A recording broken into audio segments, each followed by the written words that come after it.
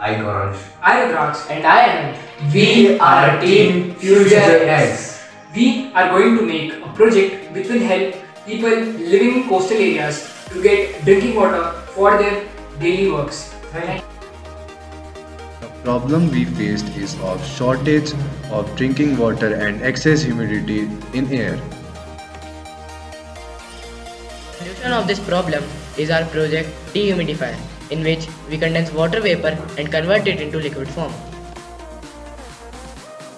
Basic principle of working of our model is of condensation, in which a cold metal sheet is used to convert water vapor from humidity to its liquid form, which we can use in our homes.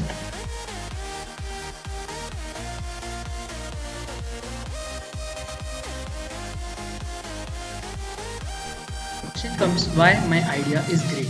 This is because we have used none of the harmful gases for the cooling purpose, and it's efficient to convert vapor into water fastly.